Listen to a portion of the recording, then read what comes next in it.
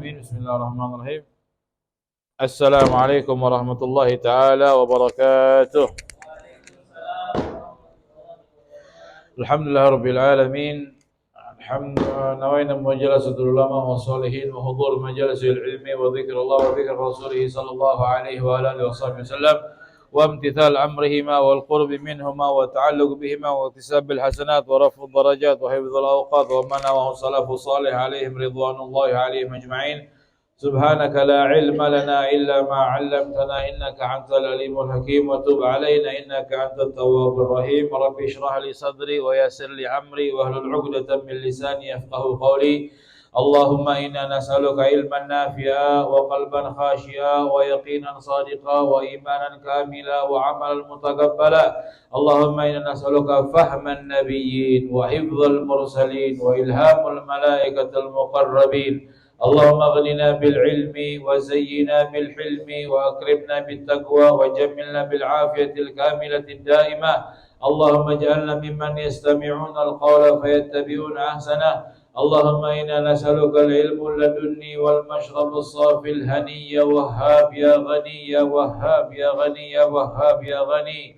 ربي زدني علما وألحقني بالصالحين. اللهم صل وسلم على سيدنا محمد الفاتح لما أغلق والخاتم لما سبق ناصر الحق بالحق والهادي إلى صراطك المستقيم وعلى آله حق قدره ومقداره العظيم. Amma ba'du, alhamdulillah, kita bersyukur kepada Allah Subhanahu wa taala. Allah izinkan kita dalam keadaan baik-baik saja dan mudah-mudahan akal kita pun akan terus menjadi akal yang baik. Mudah-mudahan hati kita pun akan selalu menjadi hati yang baik.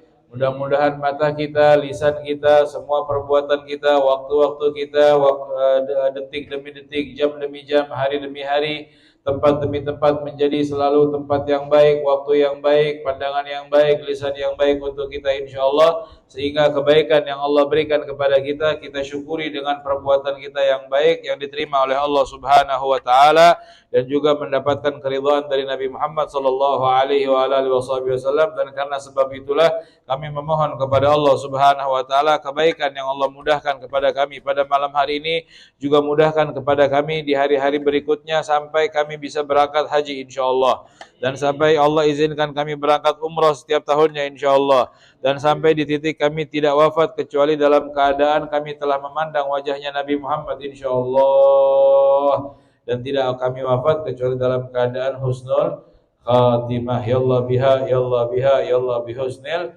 khatimah. Dan izinkan lisan kami di ujung lisan kami ini mengucapkan kalimat La ilaha illallah Muhammadur Rasulullah sallallahu alaihi wa alihi wasallam insyaallah. Amin amin ya rabbal alamin. Kami hadirkan juga orang tua kami, guru-guru kami, teman-teman kami, sahabat-sahabat kami, seluruh umat Islam kami hadirkan bersama kami pada malam hari ini, agar sebagaimana Allah mudahkan kami melakukan kebaikan, mudahkan semua umat Nabi Muhammad melakukan kebaikan ya Allah. Sebagaimana Allah mudahkan kami dan diberikan taufik mendapatkan pahala pada malam hari ini, mudahkan semua umatnya Nabi Muhammad SAW mendapatkan pahala ya Allah. Dan dari menghadirkan dan mendoakan seluruh umatnya Nabi Muhammad, kami juga berharap kepada Allah agar Allah bersihkan hati kami sebersih-bersihnya, agar Allah sucikan hati kami sesuci-sucinya, agar Allah juga membersihkan semua dosa-dosa kami sebersih-bersihnya insyaallah. Begitu juga kepada umatnya Nabi Muhammad SAW insyaallah. Amin ya rabbal alamin. Jamaah yang dimuliakan Allah Subhanahu wa taala, khawatir hafalan kita sudah mulai agak lupa dan agak kendor, maka kita ulang hadis 20 hadis yang sudah kita hafal insyaallah. Kita ulang lagi bersama-sama ya. Amin. Amin. Kita ulang bersama-sama dan kita terjemahkan saja, dan kemudian penjelasan sudah kita jelaskan dan jabarkan secara panjang lebar, dan perawi hadis dan juga siapa yang membawa hadis juga sudah kita jelaskan panjang lebar. Dan sekarang kita kepada pembacaan teksnya saja, teks bahasa Arabnya dan juga terjemahnya. Dan saya berharap jika ada pertanyaan ketinggalan daripada terjemahan atau pada penjelasannya, jangan ragu-ragu untuk bertanya, dan di grup atau secara langsung pribadi kepada saya nggak apa-apa, atau di sini juga nanti nggak apa-apa. Mau tanya hadis yang keberapa penjelasannya kita ulang insyaallah. Siap kita baca satu-satu, baca yang saya kirim di grup. Itu kita baca sama-sama, satu hadis kita terjemahkan insyaallah. Sudah dilihat? Yang belum ada kitab lihat di grup, yang belum ada di grup boleh di-share. Ada yang bisa share ke Pak Yoga atau teman-teman yang belum ada? Bisa saling share. Sudah, ikutin ya, seperti biasa ya. Hadis yang pertama ini. Bismillahirrahmanirrahim. An Abi Hurairah Abdurrahman bin Sakhrin radhiyallahu anhu qala Rasulullah sallallahu alaihi wasallam inna Allah la yanzuru ila ajsamikum wala ila suwarikum walakin yanzuru ila qulubikum wa a'malikum. Rawahu Muslim. Hadis yang pertama dari Abi Hurairah Abdurrahman bin Sakhrin, namanya Abu Hurairah radhiyallahu taala anhu. Beliau menyampaikan Rasulullah sallallahu alaihi wasallam bersabda, "Innallaha la yanzuru ila ajsamikum." Sesungguhnya Allah Subhanahu wa taala tidak melihat kepada badan kalian, wala ila suwarikum, dan juga tidak dengan gambaran kalian, paras wajah, bentuk tubuh tidak dilihat sama Allah Subhanahu wa taala, walakin akan tetapi Allah memandangnya kepada qulubikum, hati kalian, wa amalikum, dan perbuatan-perbuatan kalian. Jadi apalah arti pakaian yang bagus, pakaian yang indah kalau kita tidak ada hati yang baik dan juga amalan yang baik. Apalah bagusnya tinggi, besar, muda, gagah, tapi tidak ada amalan-amalan yang baik dan juga perbuatan yang baik. Apa indahnya kemewahan dunia yang telah Allah berikan kepada kita, rumah yang bagus, harta yang banyak, gak ada utang, aset di mana-mana, mewah, hidup bergelimpang harta semuanya, keluarganya semuanya bahagia, tapi tidak ada niat yang baik dan juga tidak ada amalan-amalan yang baik. Apa artinya semua di hadapan Allah? Tidak berarti sama sekali. Tidak ada apa-apanya, tidak dianggap, tidak dilihat, tidak dibanding, tidak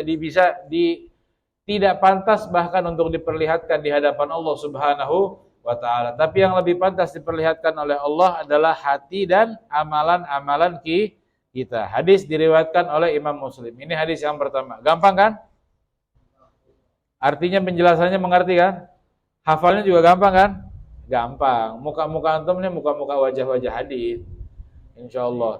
Dan juga kenapa sih kita pengen hafal, bukan cuma pengen belajar tapi juga pengen hafal. Dalam sebuah riwayat Rasulullah menyampaikan, idza arada an yara utaqa illahi minan nar falyanzur ila ashabil hadis, falyanzur ila rahilati ashabil hadis, atau kama qala sallallahu alaihi wasallam. Jika kalian ingin melihat orang-orang yang terbebaskan dari api neraka, maka lihatlah orang-orang yang berjalan untuk mencari hadis. Artinya ente ini sekarang nih datang dari rumah, datang belajar untuk belajar hadis, mencari hadis, maka orang-orang kalau mau lihat orang-orang yang terbebaskan dari api neraka, jaminannya dari Nabi Muhammad, bukan ucapan saya, hanya menyampaikan, maka lihatlah kepada wajah kalian masing-masing, kalian adalah orang-orang yang terbebas dari api neraka. Walaupun jalannya ke tempat ini, walaupun jalannya melalui paket kota data internet, itu juga termasuk. Lihat dengan di video, niatnya membuka video untuk melihat hal-hal yang baik, dia juga termasuk orang-orang yang terbebaskan dari api neraka. Allah jadikan kita bagian dari orang yang terbebaskan tersebut, insyaallah. Dan kalau mau lebih kuat lagi, menghafal apa yang diajarkan, menghafal apa yang kita belajar, dan juga mengajarkan kepada orang-orang terdekat kita terlebih dahulu, maka kita masuk dalam kategori orang yang meneruskan perjuangan baginda Nabi besar Muhammad SAW. belajar, mengamalkan, dan juga mengajarkan. Masya Allah, lengkap udah itu. Kalau kita mengerjakan hal tersebut, maka Allah sandingkan, bukan sandingkan ya. Kalau sandingkan itu disejajarkan. Tapi Allah angkat derajatnya ente orang ini lebih bahkan daripada malaikat. Masya Allah. Jika ente belajar, walaupun satu hadis, iya, walaupun satu hadis. Kita hafal Ustadz, kita amalkan, terus kita ajarkan kepada istri kita, keluarga kita, apakah kita masuk golongan tersebut? Iya, masuk. Itu kalau satu hadis. Gimana 20 hadis yang sudah antum hafal dan antum ajarkan, antum amalkan? Masya Allah. Ya Allah, ini saya lihat cahaya-cahaya surga ini, insya Allah. Masya Allah. Tapi jangan ada yang baper ya. Ustaz, saya belum sampai 20 ini. Ya Allah, nggak apa-apa sayang. Saya baru sampai 19. Nggak apa-apa. Masya Allah. Ustaz, ada lagi. Ustaz, saya belum 19. Jangan bicara 19 begitu. Kenapa? Saya baru salah satu di antara 1 sama 9 itu. 9? Iya. Ya Allah, Alhamdulillah. Ustaz, saya belum 9. Tapi 1. Ya Allah, Alhamdulillah. Ustaz, saya belum hafal sama sekali. Alhamdulillah. Selalu bersyukur kepada Allah Subhanahu wa taala dalam segala keadaan. Dan syukurnya kita insya Allah menjadikan kita mau menghafal walaupun satu hadis. Nanti begitu di dalam kubur nanti bisa jadi senjata tuh buat malaikat munkar sama nakir begitu tanya. Man rabbuka? Ana la Arabia. Ana Arab la. Bahasa Indonesia boleh. Nanti nggak bisa jawab. Tiba-tiba ente nggak tahu bagaimana caranya. Oh iya, saya ingat ini. Innallah qala Rasulullah sallallahu alaihi wasallam, innallaha la yanzuru ila ajsamikum wala ila suwarikum, walakin yanzuru ila qulubikum wa niyyat wa a'malikum. Rawahu Muslim. Malaikat bingung sama ini. Ini kayaknya pelajar ini. Ini orang beragama ini, woy. Lebih baik saya jangan tanya sudah. Lebih baik saya kasih indah sudah di sini. Kalau begitu saya hafalkan satu hadis. Ternyata ada malaikat juga yang ternyata belum masih ragu. Ini kelakuannya kayaknya tidak baik, tapi dia bisa hafal hadis ini. Saya tunjukkan hadis yang kedua ini. Woi, biar malaikat betul-betul bingung sama ente nih. Wah, Masya Allah. Tapi belum wafat sekarang, insya Allah ya. Ntar ya, panjang umur lo. Panjang umur, sehat walafiat, sukses dunia akhirat. Setelah itu, mau panjang umur sampai kapan ente? Hah? Mau cepat-cepat ketemu Allah nggak? Dalam keadaan yang baik. Kita sampaikan kemarin tuh di hadis terakhir kalau nggak salah. Man ahabba liqa Allah, Allah yuhibbu liqa'ahu. Barang siapa yang cinta dan suka dan mencintai, senang gitu saat dia berjumpa kepada Allah, maka Allah pun suka berjumpa kepadanya. Satu hari kita pernah bahas ini dan guru kami itu menyampaikan hal tersebut, artinya barang siapa yang dia cinta sama Allah, artinya dia cinta juga sama kematian. Saat dia memang betul-betul orang yang beriman. Ada satu murid kita, ada teman kita ini memang dia punya akal nih berputar jernih memang, Masya Allah. Dia bilang, Ustadz, emang nggak ada cara lain cinta sama Allah dan Allah cinta sama kita dengan jalan kematian? Maksudnya kan kita sholat 5 waktu juga kan bukti cinta kita sama Allah. Maksudnya jangan bicara mati dulu. Kenapa? Saya belum menikah lah. Ya sudah, mau ente sudah. Tapi maksudnya hadis ini artinya seorang orang yang beriman itu tidak ada rasa takut sedikit pun ketika dia ingin dicabut nyawanya oleh Allah Subhanahu wa taala. Bahkan para sahabat pun merasa bahagianya luar biasa saat dia sakit yang mendekati kepada kematian. Nabi Muhammad waktu wafat sallallahu alaihi wasallam itu bukan takut atau bukan ngerasa nggak mau, enggak. Tapi yang Nabi Muhammad pikirkan, kayaknya belum mau wafat itu betul-betul sampai Nabi Muhammad itu tahu kalau keadaan kita itu akan selalu baik-baik saja dunia dan akhirat. Ya Allah. Sampai betul-betul diyakinkan, bahkan sampai wafatnya pun dipikirkan. Bagaimana wafatnya? Sakit banget ini. Jangan bikin sakit begini. Dan Nabi Muhammad kalau minta itu pasti dikabulkan. Hadis yang kedua, yang pertama paham ya? Hadis yang kedua, Anil Aghar ibn Yasar. Anil Aghar bin Yasar al-Muzaniyu radhiyallahu anhu qala Rasulullah sallallahu alaihi wa alihi wasallam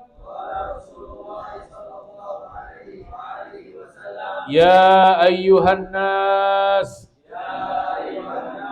tubu ilallah wastaghfiruh fa inni atubu fil yaumi mi'ata marrah. Rawahu Muslim. Dari Aghar bin Yasar radhiyallahu ta'ala anhu, Rasulullah SAW bersabda, ya ayuhan nas, wahai para manusia. Seluruh manusia yang dipanggil sama Nabi Muhammad SAW, yang ditawarkan penawaran dari Nabi Muhammad, seluruh manusia tanpa terkecuali. Tubu ilallah wastaghfiruh, bertaubatlah kalian dan beristighfarlah kalian kepada Allah Subhanahu wa ta'ala. Fa inni atubu fil yaumi mi'ata marrah. Karena sesungguhnya aku, Nabi Muhammad, ini menunjukkan, mengajarkan aku, diri aku ini, sesungguhnya aku bertaubat kepada Allah setiap harinya 100 kali. Nabi Muhammad bertaubat setiap hari 100 kali. Hadis diriwayatkan oleh Imam Muslim. Gampang gak hadisnya? Pendek gak? Masya Allah, satu baris begini. Ya salam Ustadz, 20 lagu ini saya hafalkan. Hadis barang begini saya tidak hafalkan, malu apa ya? Lagu ini yang, ya Allah, yang lagu 1 tahun lalu, dikarangnya, viralnya, kita nyanyikan, tengah malam pun kita nyanyikan. Barang hadis begini tidak kita bawakan, ya Allah, bikin malu apa ya? Semua, Masya Allah, lagu kita bisa hafal, dan lagu itu nggak tahu, itu bikin senang kita di dunia, tapi nggak tahu bikin senang kita di akhirat atau enggak. Saya nggak katakan ente nggak boleh, haram, enggak, bebas sayang, main yang enak, yang penting jangan bermaksiat kepada Allah Subhanahu wa ta'ala. Ente main gitar, main lagu sekalian sama drumnya, kalau perlu kita beli nanti sekalian. Ya, beli drumnya, tapi yang penting jangan maksiat. Lagu itu bisa dimanfaatkan. Ente setting-setting, ikutin dengan lagu-lagu yang sekarang, kunci-kuncinya, nanti kita bisa masukin lagi dengan sholawatan kah, dengan lagu apa kah, nggak apa-apa.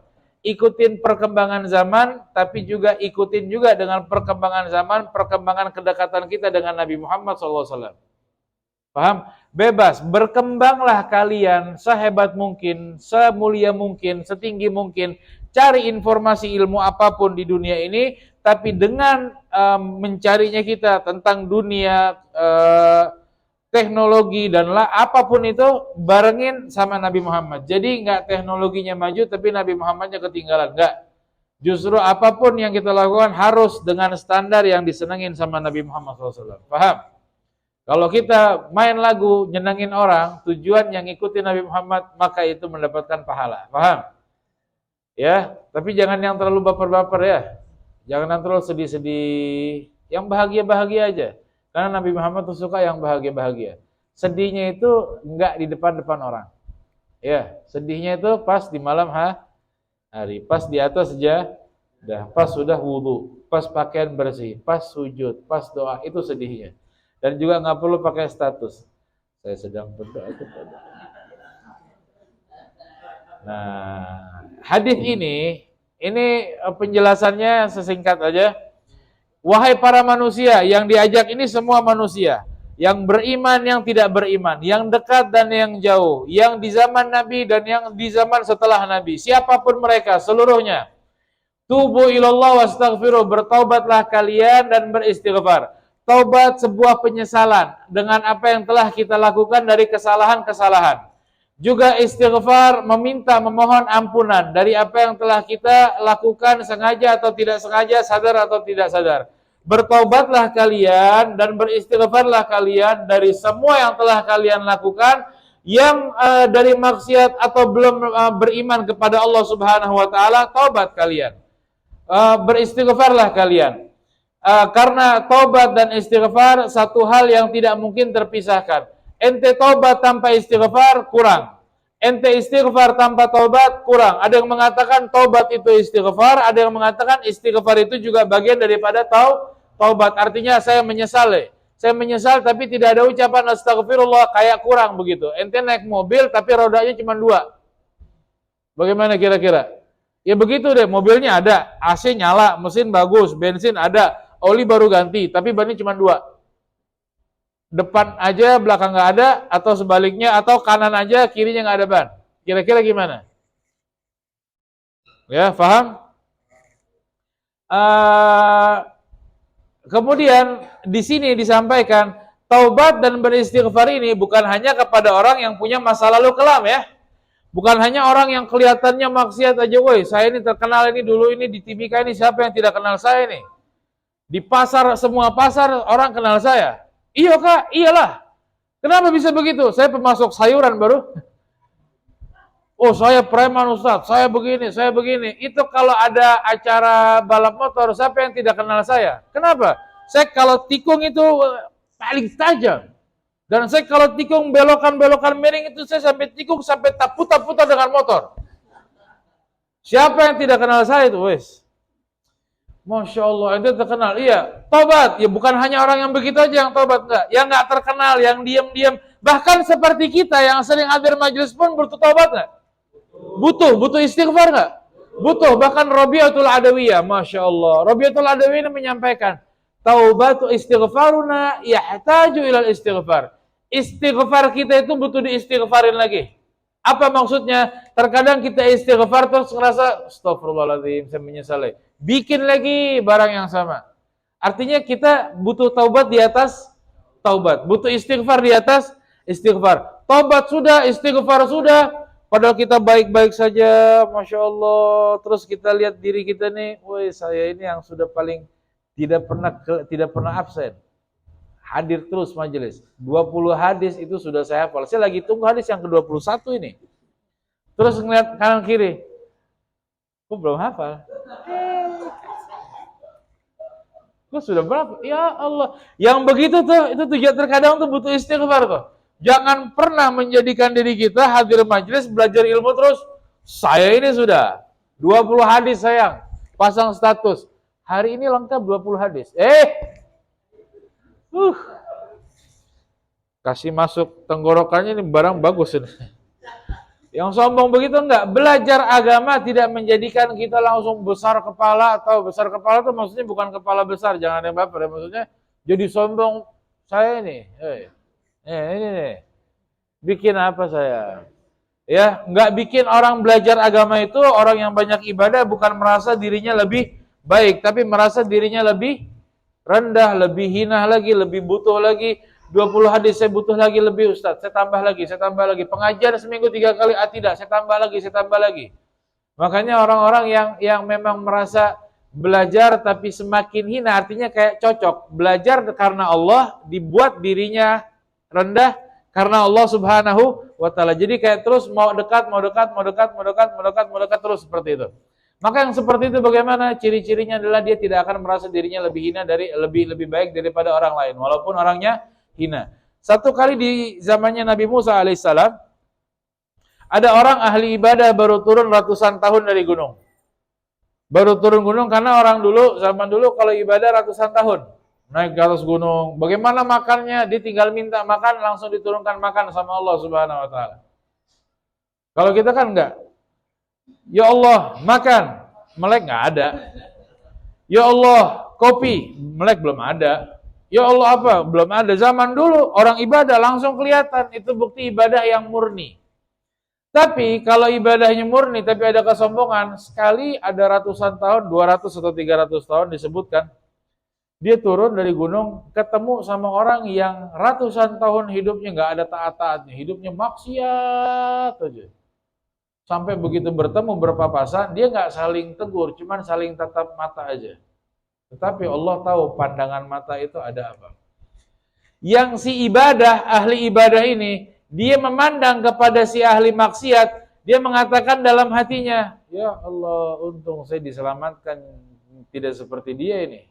Saya ini ibadah, baru turun.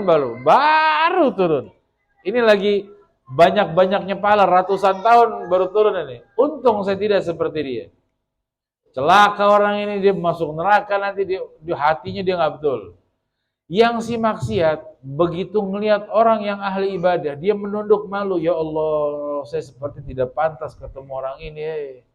Orang ini indah sekali, bahagia sekali, ibadah luar biasa. Seandainya juga Allah bisa memberikan kesempatan untuk saya bisa menjadi seperti orang ini. Hati yang main, tapi Allah yang punya hati. Hati yang berdetak, tapi kerajaan hati itu adalah miliknya Allah Subhanahu wa ta'ala. Karena itu berhati-hatilah dengan hati. Prasangka kecil seperti itu ternyata Allah kembalikan keadaan si ahli maksiat menjadi ahli taat, si ahli taat karena kesombongannya menjadi ahli maksiat. Na'udzubillah. Dan itu menandakan apa? Menandakan orang-orang yang rutinitasnya baik pun itu bukan berarti dia tidak bertobat dan tidak beristighfar. Kemudian juga hal yang penting yang perlu kita ingatkan dan berkali-kali kita ingatkan, kalau sudah bertobat dari dosa yang pernah kita lakukan, jangan pernah diceritakan lagi. Lain ceritanya sama orang-orang yang bisa memberikan solusi atau contoh. Saya terbayang terus Ustadz dengan masa lalu saya, dosa-dosa seperti ini. Dia ceritalah dengan keadaannya dan terbayang terus, terbawa mimpi terus. Bagaimana solusinya? Cerita seperti itu boleh. Tapi kalau lagi nongkrong, Muhammad, taruh. No, taruh lagi. Oke dah. Alhamdulillah.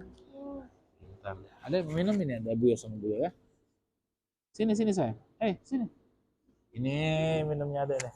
Ini minum adek. Duduk. Bismillah, tangan kanan. Baca bismillahnya.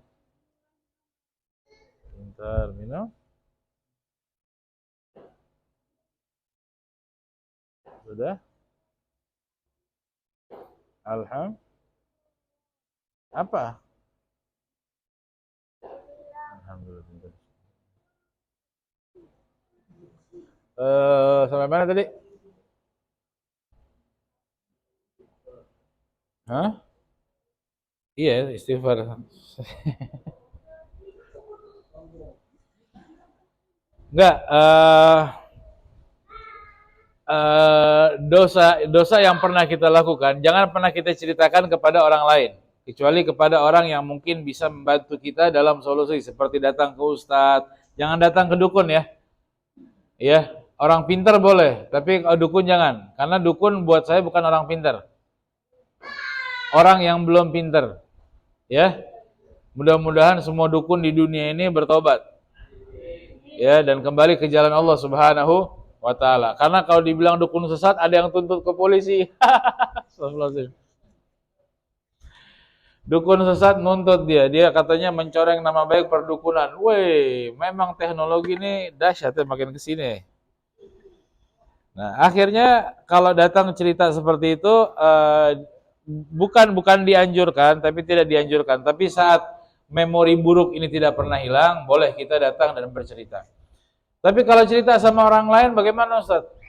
Cerita sama orang lain, terus kita tobat. Iya, tobat dari dosa. Tapi cerita dosa-dosa kita tuh kita nggak stop, kita cerita terus. Bagaimana?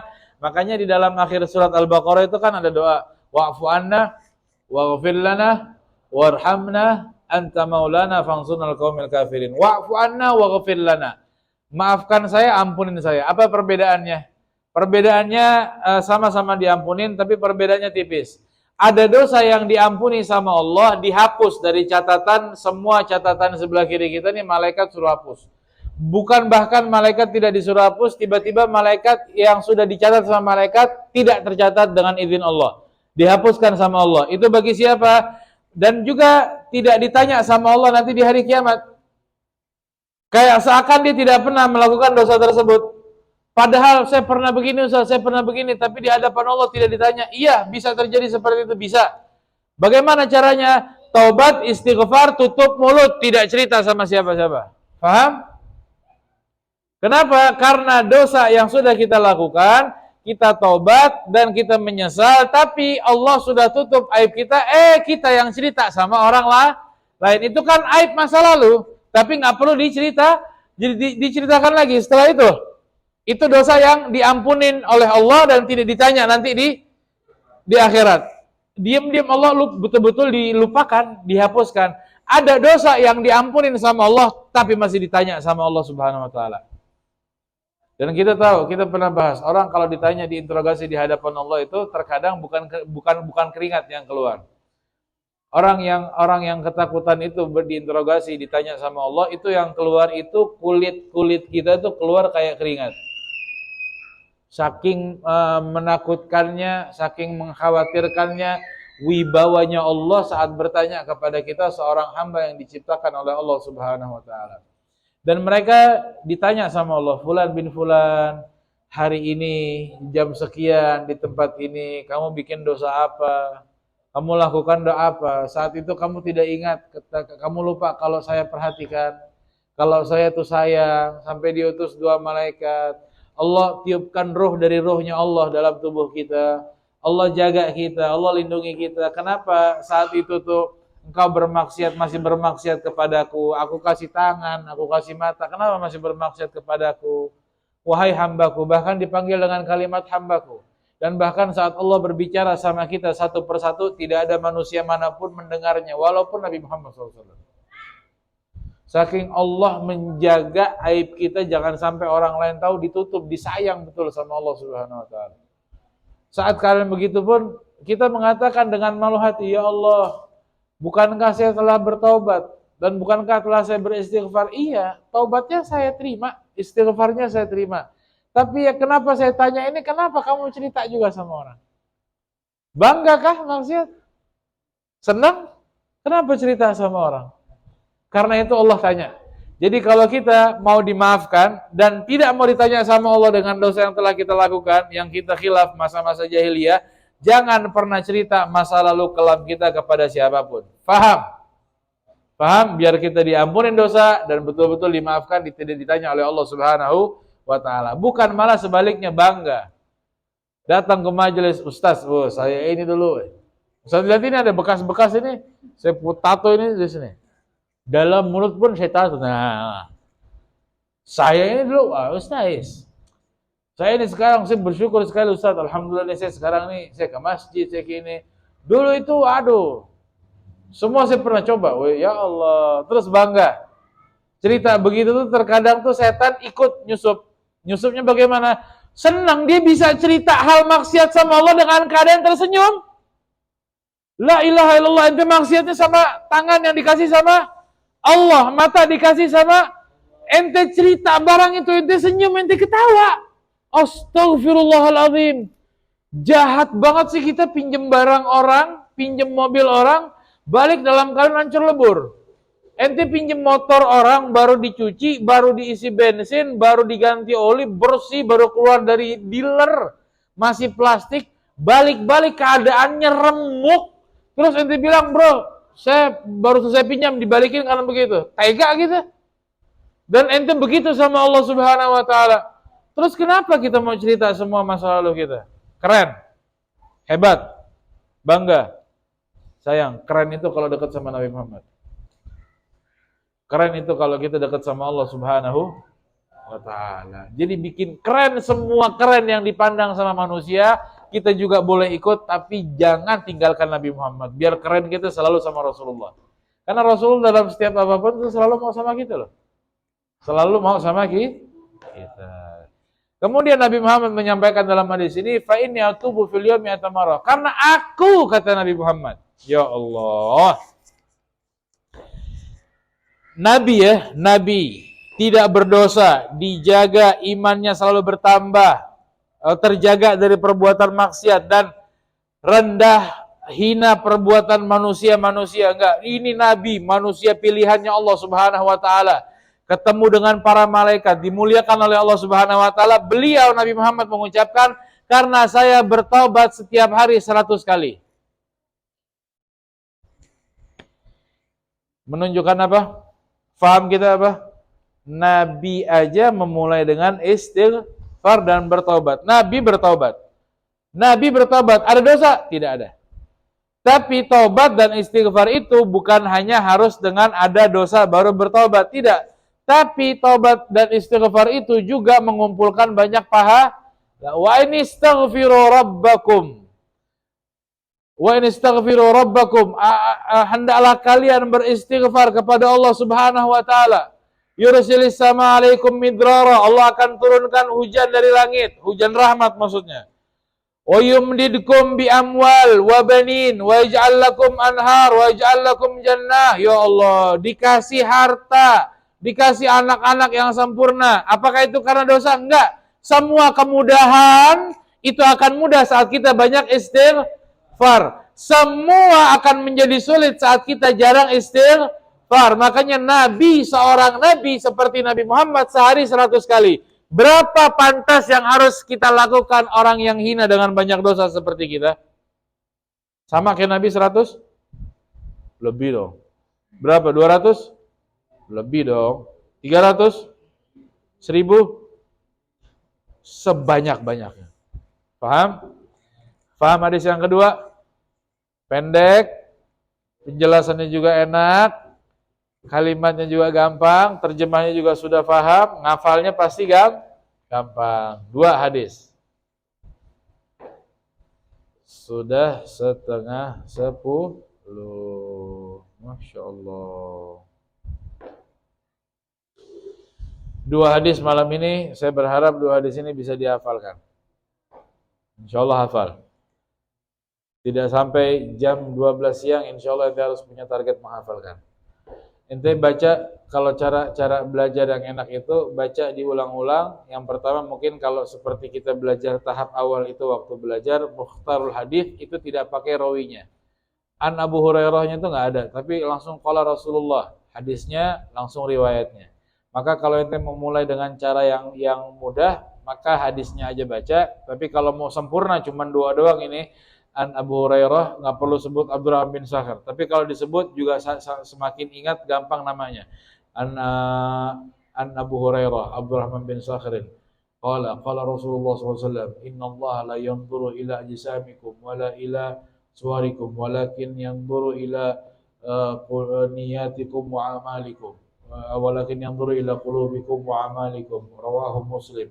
An Aghar bin Yasar al-Mazani radhiyallahu taala anhu qala Rasulullah sallallahu alaihi wasallam ya ayuhan nas tubu ila Allah wastaghfiruh fa inni atubu fil yawmi 100 marrah. Rawahu Muslim. 2 hadis diulang-ulang sampai 5 kali, 10 kali, 15 kali, pasti hafal.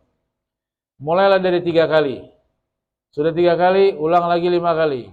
5 kali, ulang lagi 7 kali. 7 kali, ulang lagi 9 kali. Pasti hafal. Itu sambil jalan aja nih. Sambil jalan nanti mau balik diulang-ulang.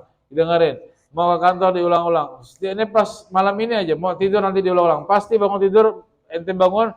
Alhamdulillahilladzi ahyana ba'da ma amatana wa ilaihi nusyur. Baca doa bangun tidur. Setelah itu ente baca hadisnya, langsung pasti hafal.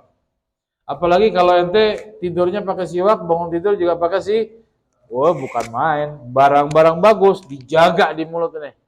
Makanya orang yang suka terlepas dengan ucapan yang tidak baik itu karena mulutnya jarang dikenakan sama yang baik, yaitu siwak. Maka yang nggak punya siwak harus cepat-cepat punya siwak. Yang nggak bawa uang, siwaknya gratis. Yang bawa uang sedekah, saya nggak jualan siwak.